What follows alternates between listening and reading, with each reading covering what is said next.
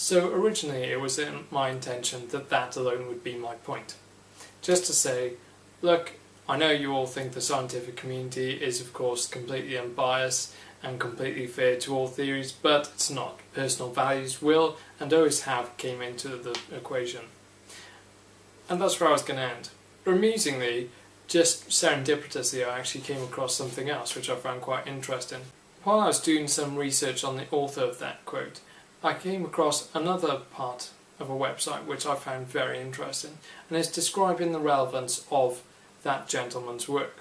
And it says, modern physics is troubled by the anthropocentric, which is just the centricity around humankind, nature of the universe. For instance, had gravity only been a teensy bit stronger or weaker, planets and stars could not have formed. So does the fortuitous value of gravity for planets and stars show that a higher power is manipulating physical law? This is amazing. The physical laws which apply to our universe are just right in order to allow the formation of our universe. Any change in them would completely and utterly prevent us from existing, or even the planets on which we're based from existing, let alone the complex organisms which are based on those planets. Now, as the website clearly pointed out, this indicates the hand of God. Such a perfect and delicate balance suggests there is some intelligence in it, and that's the instinctive conclusion that anyone would come to.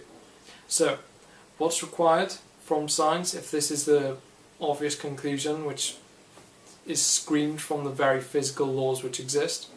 To try and come up with a theory which evades that conclusion. And that actually is what the previous author mentioned, Lee Smolin, is talking about. Because there's competing theories about how the universe exists and how everything is just so, everything is perfectly balanced for our galaxy to sustain life and to sustain planets. But rather than accepting what is so obvious from these conclusions, which is that God is an awesome and powerful creator, as it says clearly in Romans 1:20, instead of this, there's theories which come up to evade this, one of which is the multiverse, which is that there isn't a single universe, but many different universes. And the others might not work, ours just happens to work, and it's a pure chance. Now, this is funny from so many levels, apart from rejecting the clear and obvious hand of God in the creation of things because it's so well balanced, or even if you take God out of it, the sign of intelligence and design in our universe. It's just amusing that someone would rather believe something for which there is no evidence, i.e. there's other universes, because we have no evidence to suggest that. There's no firm, conclusive scientific tests which will prove this whatsoever. But rather than believe what the evidence points to, they would rather come up with something which is completely and utterly unfounded.